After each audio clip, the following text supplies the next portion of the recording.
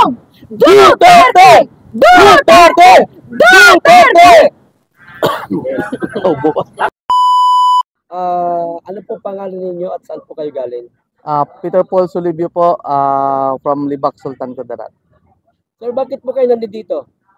Andito po tayo para siyempre unang-una papakita natin yung suporta natin kay Tatay Digong. At the same time, siyempre yung mga hinabilin niya sa atin, kahit nandun siya sa The Hague, ang habilin niya is lahat ng PDP laban senatorial candidates ay kakampanya natin at bubutuhin. So andito kami ngayon, kasama ng mga ito na from Libak, nagsama-sama kami at nagtutulungan upang maghanap ng makatulong din sa amin na para ikampanya yung mga PDP laban senatorial candidate natin. So sa Libak, Cotabato po ba? Sultan Kudarat po. Sultan Sultan Kudarat province po. Ayun. Gaano po karami ang grupo niyo ron? Yung grupo namin kasi puro kami private sector, walang political ano sa amin na grupo. So actually nabuo yung grupo namin during preparation for prayer rally, yung 80th birthday ni Tatay Digong. So nabuo yon at nagkaroon tayo ng successful na event doon na napasama tayo sa worldwide na 80th birthday. After nung celebration na yon, after siguro ilang araw, napag-isip-isip namin lahat na kung ganun ang hinihingi ni Tatay Digong na tulungan natin yung PDP laban senatorial candidate, bakit hindi natin i-continue yung grupo natin? Actually, kami, yung iba sa amin, first time na nagkakilala. Ako, first time kami nagkakilala lahat for the sake na kay Tatay Digong na 88th birthday. So ngayon, nang dahil sa kanyang birthday celebration, sa event na yon, nabuo yung grupo. At the same time, parang hindi na kami kumalas, parang ayaw na namin iwanan yung isa't isa. Na kung ano yung pag-uugali ni Tatay Digong, parang na-adapt din namin.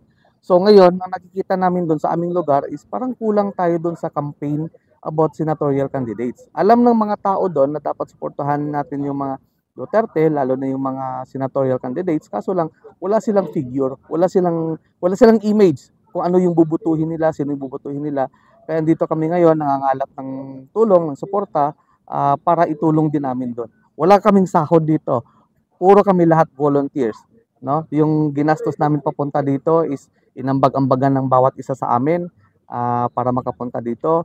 At syempre, pag-uwi doon, meron tayong mga magandang balita naman at meron tayong mga nakalap din ng mga tulong galing din sa mga supporters natin na from PDP Laban. Sir, nung nalaman ho ninyo ang nangyari sa dating Pangulong Duterte na dinala na po sa Hague, ano po unang nararamdaman niyo? Ano po ang unang pumasok sa isip niyo? Sa akin, speechless na parang ang sarap magwala, sumigaw o ano ba na dapat gawin. Pero dahil sa paulit-ulit na sinasabi ni Tatay Digong na huwag kayong mag-alala, kalmado lang kayo. Parang kasi during the whole time, nakamonitor ako sa TV, ano siya, kalmado siya. Walang struggle sa kanyang mukha na parang kung sa atin nangyari yon, sabihin natin na tulungan niyo ako dito, mga kababayan, tulungan niyo ako, ano. Pero hanggang sa huling sandali na na-interview siya doon sa eroplano na pasakay na siya, sinabi niya pa rin na nakatawa, nakasmile na okay lang ako, kalma lang kayo. So siguro yun din ang pumasok sa atin sa isip natin na siguro dapat sundin natin tulad ng tatay, kung anong hinahabili ng tatay, susundin lang natin. So buti naman at natutunan din natin kumalma that time. Okay. Sir, Tropang Bisaya po. Opo. Sir, yes po, ito pang tanong ko lang. Ano po yung inyo pong mensahe sa lahat po ng mga gumawa nito kay former President Duterte? At first, no, hindi ko man siya personal, hindi kami magkaibigan ni Tatay Digong, pero before nung nag-aaral ako dito sa Davao, 4 na beses kami nag-meet, no, during sa Marco Polo, kung gaano siya kasimpleng tao. Nung nagkasabay kami sa eroplano, magkatabi kami, ako, si Tatay Digong, si Ma'am Anilet, napakasimple. Hindi kung ano yung sinasabi ng mga taong malapit sa kanya, yung mga close in security niya na nagserbisyo sa kanya, kung ano yung sinasabi na simpleng tao siya, talagang totoo po. Hindi yung sinasabi ng iba na gawa-gawa lang nila yan kasi nasa politika. No. Andito tayong lahat, no? Andito tayong lahat, pinapakita natin, hindi tayo binabayaran. No, hindi kami binabayaran. May mga sarili kaming trabaho, may mga sariling obligasyon sa bahay, pero andito tayo, lumabas tayo para tulungan si Tatay Digong, tulungan kung ano man yung mga hinahabilin niya ay talagang pinapakita natin na kaya natin 'to. Kaya natin pag sama-sama tayo at kakayanin pa natin hanggang makuha natin, hanggang makauwi siya, hanggang sabihin natin na talagang kung ano yung turo niya sa atin, lalo na sa pagmamahal sa bayan, pagmamahal sa kapwa, siguro darating ang panahon na talaga makukuha natin. Sir, pwede po ba malaman kung gaano po kalalim ang inyong paniniwala or pagtitiwala sa dating Pangulong Duterte kung bakit ganyan na lang po kayo sa kanya?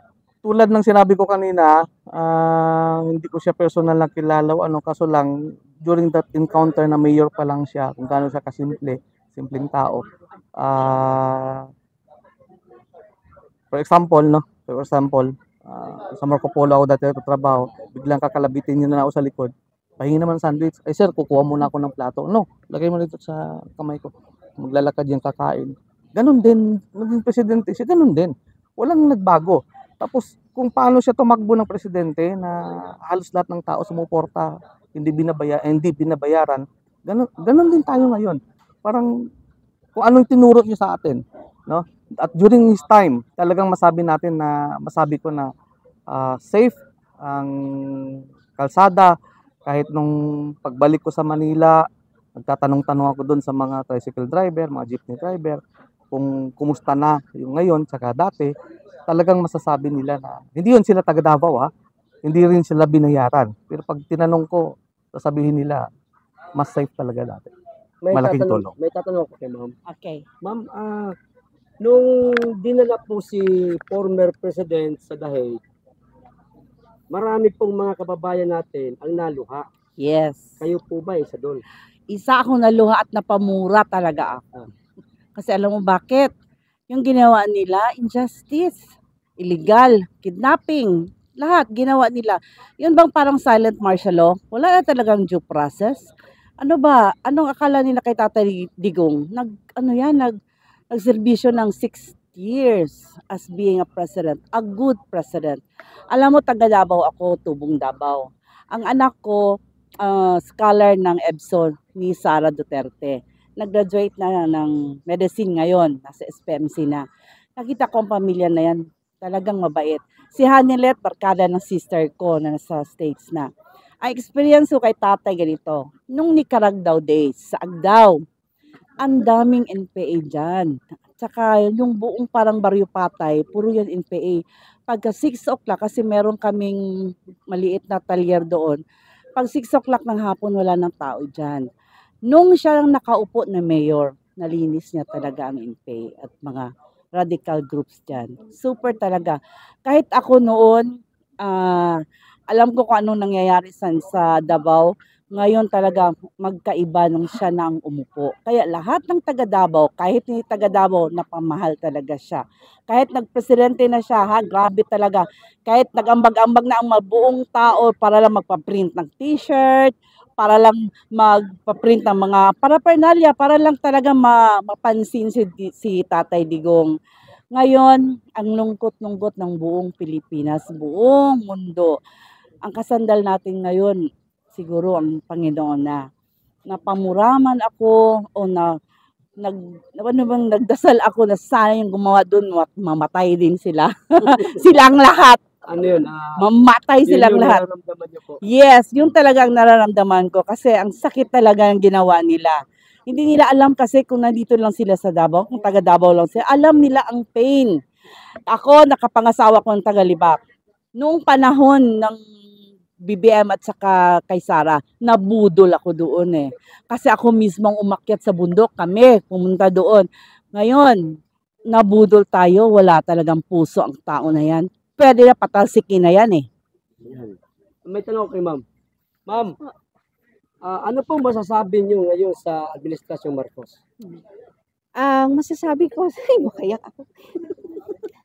Naiiyak po kayo sa nangyari kay tatay or Opo, kasi parang inalisan niya ng pag-asa yung mga kabataan na makapagtapos. Yung mga magulang na naghihirap po, paano buhayin yung mga anak, paano paaralin. Kasi sa panahon po ni Tatay Digong, parang napakagaan lang lahat. Pero ngayon, pupunta ka lang ng kanto, namatay. Anong sasabihin? Trip-trip lang. So ito ba yung gusto niyang makita sa Pilipinas? Malaman ng buong mundo kung anong klaseng pangulo siya. Napakahirap po sa kagaya ko na isang single mom. Yung makikita mo yung nanay na nagtitinda sa tabing kalsada, ibili ng bigas, babaunin ng anak, bayad sa tuition. Pero paano yun masusustentuhan? Kasi siya mismo, pinagdadamot niya yung karapatan ng isang ina, ng isang magulang, ng isang anak na magkaroon ng magandang buhay. Kami dito, alam niyo po, Bob, nag-travel kami ng 8 hours. Kung ano lang yung makain namin, masaya kami kasi sabi nga ng kasama ko, si Sir Paul, bakit hindi natin ituloy yung sinimula natin? Nangangapa kami paano namin mabuo yung peace rally and celebration para sa birthday ni tatay. Pero thankful kami kay Lord kasi hindi namin sukat akalain. May libreng print pa kami para sa amin kapwa doon sa Libak. Nabuo namin at nakauwi kami ng maayos. Merong taga-bundok bumaba pa para ipakita lang yung suporta. At ipakita sa lahat na hindi kami kayang bayaran ng pera. Yung sacrifice namin para matapos, maayos, umuwing masaya, nagawa yun namin. Kaya nandito kami ulit. At yung heart namin na sana uuwi kaming may bit-bit na mga tarpaulin, pamphlets ng PDP laban senatorials kasi yun lang yung paraan namin para makapagpatuloy kaming magbigay ng libreng serbisyo lalo na sa ating mga kapatid na sa bundok. Wala silang kilala, 3 tao lang ang kilala nila. So paano natin mabuo yung 10 na yun kung kulang tayo sa materials? Kaya kami dito, voluntaryong lumalapit po sa lahat ng mga membro ng PDP Laban Senatorial Candidate. Tulungan nyo kami at taos-puso namin kayong tutulungan na maipaabot sa lahat, sa mga kababayan, sa kapitbahay namin. Sa Calamansig, Upi, yun yung mga lugar, mga munisipyo na hindi kilala yung iba na tumatakbo sa PDP Laban. yun? So, itong pagpunta nyo po dito sa bahay ng dating Pangulong Duterte, ito po ba ma'am, makakatulong po doon sa sinasabi nyong pagtulong ninyo sa PDP Laban? Yes po, kasi ito po is a living witness na yung presensya namin. Ano to pagmamahal to Kasi isipin mo ang dami namin sinacrifice, iniwan, mga obligations. Pero kung yun lang ang titingnan namin, paano kami makatulong? So ito yung nakikita po natin, dito po kami sa tapat ng bahay ni Tatay Digong para sabihin na hindi balakid ang distansya o layo kung saan ka nang galing. Ang importante, yung puso mo na handa ang tumulong para maipanalo natin yung laban at maiuwi natin si tatay dito sa Pilipinas. At yun lamang po ang isa sa paraan na maipakita natin sa buong mundo dahil naniniwala kami na wala talagang imposible kung tayong mga Pilipino nagkakaisa, nagtutulungan at nagmamahalan. Ma'am, baka may gusto po kayong ipapanawagan sa mga kababayan ninyo para yung grupo ninyo doon mas lalo pang lumaki.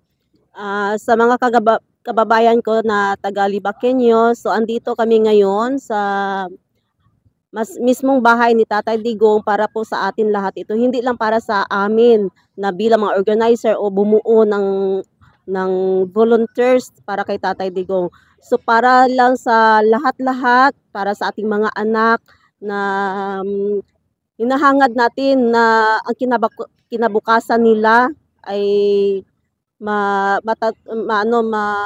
mabuti at saka ang mga anak natin ma-safety. Yun kasi minsan kasi bilang nanay hindi mo alam kung ano magiging mangyayari sa sunod na araw o sunod na oras. O kasi ngayon ang libak ngayon no, isa siya sa pinakamalayong lugar talaga, no. Umalis kami doon ng 2 AM, nakarating kami dito ng 10 AM, tapos yun, nag-meet kami dito ng mga kilala namin na hanapin talaga yung mga headquarters ng mga PDP.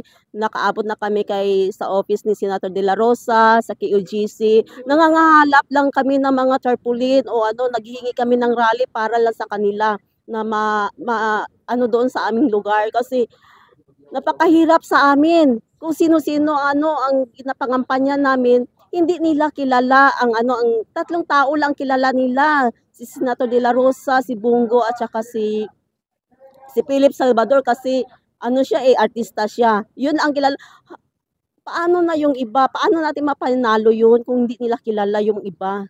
So yun, doon kami yung pagmamahal namin kay Tatay Digong, diretso-diretso na ito. So yung grupo nyo po, ma'am, ang umiikot ngayon sa lugar ninyo para matulungan nyo po ang PDP. Yes po, kami lang talaga. So, in support sa aming mga kababayan na Libaqueños, hindi namin sukat akalain na pagbuo namin sa peace rally, sa 80th birthday, bumulusok lahat ng blessings sa amin. Wow. Hindi namin akalain yun. Kasi binuo namin na walang-wala kami. Sa bulsa lahat namin nanggaling ambag-ambag, may nagbibigay ng saging, isda, para may free printing kami sa mga t-shirt. Lahat yun, kusang ibinigay sa amin, nagtutulungan kami sa lahat-lahat ng bagay. Yun, at saka hanggang natapos namin yung peace rally na to, for granted, nakaabot kami dito, nakasalamuha namin kayo, lahat-lahat.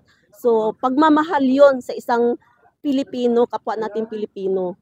Ma'am, huling mensahe nyo na lamang po kayo. Ay, sir, ito pala, sir. Ipakilala ko po sa inyo kasi wala naman pong relihiyon Wala po, no? wala po. So ito po ang kasama namin na binuo yung organizations para kay tatay. Isa po siyang Muslim. Opo, sige po, sir. Ako po ay isang Muslim. Ako po yung representative ng Alliance of Fraternity and Sorority sa Libak, Calamansig po na chapter. Ang akin lang po, kaya po sumuporta kami sa mga peace rally kasi kawawa yung mga kabataan ngayon. Bumalik yung mga bisyo, nakaw doon, patayan doon. Kaya lahat ng mga kabataan ngayon, lahat ng membro ng organisasyon, kami nagkaroon ng meeting upang mapaiwas sa mga ganyan na nangyari ngayon sa panahon ngayon. So, ibig sabihin nyo po, sir, ang Libak noon sa panahon ni Pangulong Duterte, tumahimik talaga. Yes. At ngayon, bumalik na naman ang gulo. Yes, bumalik po. Dahil na ngayon po, malala na masyado ang area namin di Bakin Calamansig. Hindi po nakakatulong yung ibang ating mga kababayan dahil po sa sobrang bentahan ng droga po. At ako po ay isang Muslim, isang Bangsamoro po. Isa rin po ako na kasamaan ng mga grupo na lalo pa na po yung BARM. Yung una po, masaya-masaya po kami na Bangsamoro dahil nabigyan ng kapayapaan ang Muslim, Lumad at indigenous people. Dahil kidigong kay former Rodrigo Duterte, nagkaroon ng BARM authority ang ating kababayan sa BARM at sa buong Mindanao. Kaya nagpapasalamat kami kay former Rodrigo Duterte sa ginagawa niyang pagbabago, tunay na pagbabago po. Salamat, ma'am. Mensahe na lamang po, ma'am, para kay Pangulong Duterte, ma'am. Yung maluluha po yung mga manonood natin, ma'am. Ang mensahe po namin sa mga kasama ko na nandito, makaintindi man si tatay sa Ilonggo. atay ng be strong, halong kadara. Nagapati kami tay nga mag-abot ang adlaw, makuha ginaton ang justice para sa imo. Kasi prayer is very powerful.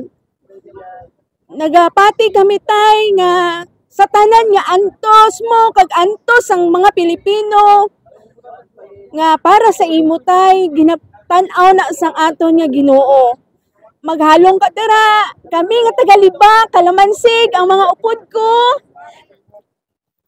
Ari kami maghimo sang kaayuhan kag bulig para sa imo nga mga pangandoy tay nga tani makauli ka sang maayo kag makita namon nga tawhay na tanan. Maraming salamat po. Thank you po. Maraming salamat.